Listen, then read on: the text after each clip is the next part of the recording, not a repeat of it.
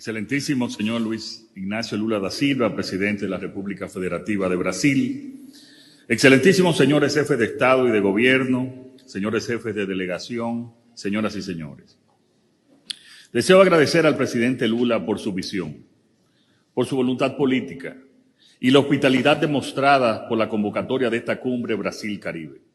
República Dominicana ha asumido compromisos firmes para mitigar sus efectos y adaptarnos con mayor resiliencia a esta nueva realidad. Pero es evidente que los países con mayores capacidades y responsabilidad histórica en la generación de esta crisis deberían asumir un papel central en el financiamiento y la viabilidad de la transformación requerida. Es hora de un gran pacto climático hemisférico que combine de manera equilibrada el apoyo internacional, la innovación y la voluntad política.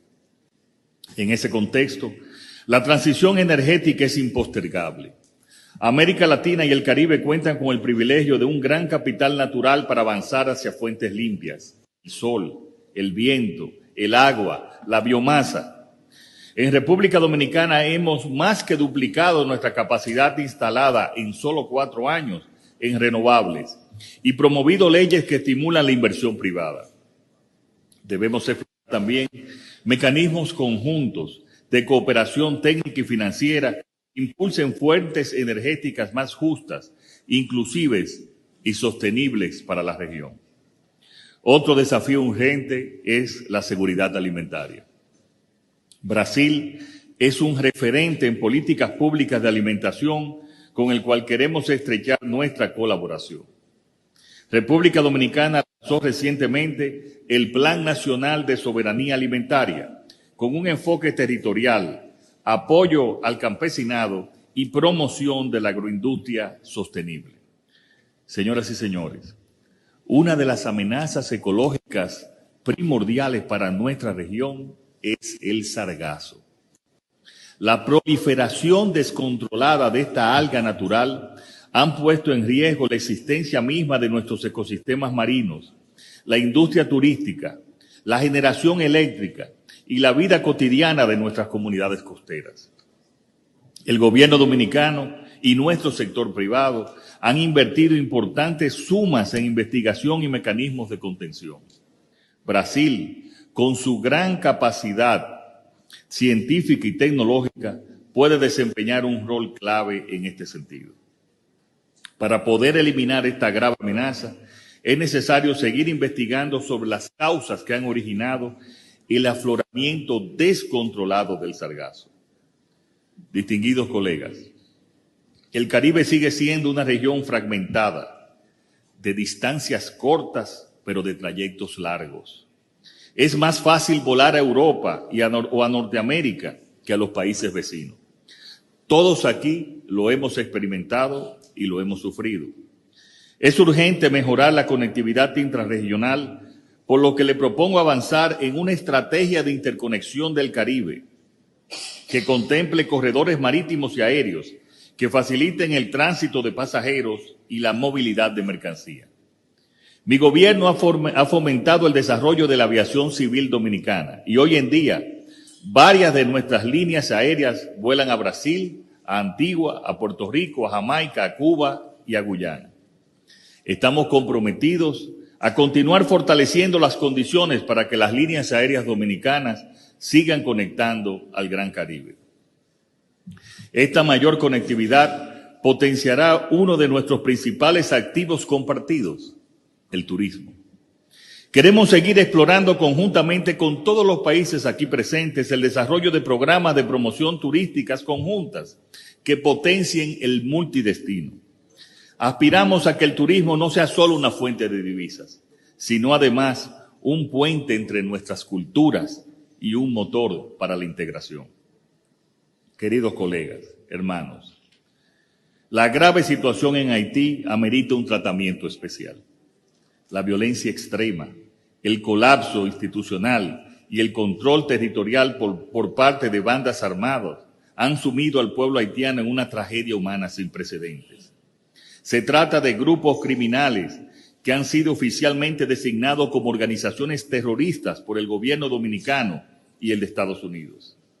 Estas estructuras violentas representan una amenaza directa para la seguridad de nuestro país y de toda la región. Y, señor presidente del Consejo, seguiremos trabajando conjuntamente con las autoridades de Haití para colaborar en nuestra seguridad mutua. Frente a algunas de ellas, y muchas gracias por su comentario y por su felicitación, frente a ellas, frente a estos grupos, no cabe negociación ni ambigüedad alguna. Reconocemos los esfuerzos de la CARICOM para facilitar el diálogo político en Haití y valoramos en particular la participación activa de países como Jamaica y Bahamas en la misión multinacional de apoyo a la seguridad en Haití, MSS, aprobada por el Consejo de Seguridad de la ONU mediante la resolución 2699 del 2023 y respaldada, entre otros foros, por la declaración de Kingstown de 2024 de la CELAC. Esta misión representa hoy la única vía realista para estabilizar Haití. Sin embargo, esta se encuentra en un punto crítico, principalmente por la falta de financiamiento adecuado y por tanto requiere un respaldo sostenido y coherente con urgencia. El pasado 24 de febrero, el secretario general Antonio Guterres propuso al Consejo de Seguridad su transformación en una fuerza híbrida, bajo el liderazgo operativo y logístico de las Naciones Unidas y financiadas por el presupuesto ordinario de operaciones de paz de la organización. República Dominicana apoya plenamente esta propuesta. Como muestra del consenso nacional que insiste en mi país sobre este tema, hace pocos días atrás, quien les habla y los 3 expresidentes dominicanos hemos enviado una carta a los presidentes de los 15 países miembros del Consejo de Seguridad, abogando en favor de esa propuesta. Esta concertación ha sido un hecho sin precedentes en la política nacional de nuestro país. Invito, pues, respetuosamente a todos los países aquí presentes a respaldar dicha propuesta por el bien de este hermano país y de toda la región. La pacificación de Haití es una necesidad estratégica para toda nuestra región. Y si fallamos hoy, mañana será mucho más difícil y mucho más costoso. Estimados presidentes y primeros ministros, finalmente, me complace recordarles que la 10ª Cumbre de las Américas se celebrará en Punta Cana, República Dominicana, la primera semana del próximo diciembre. Este encuentro brindará un espacio propicio para seguir conversando sobre estos y otros tantos temas de gran relevancia para nuestra región. Hemos decidido ofrecer en la cumbre un rol preeminente al foro del sector privado, pues consideramos favorable el momento para una mayor concertación entre los sectores empresariales más productivos y claves para nuestra economía. Queremos que la 10ª Cumbre sea una oportunidad para mirar al futuro y avanzar una agenda hemisférica más dinámica, en la cual el Caribe tenga una voz fuerte, clara y unificada. También, presidente Lula, volveré a visitar Haití en la COP30 y de retorno nos iremos juntos, usted y yo, para la cumbre. Muchas gracias y un abrazo a todos.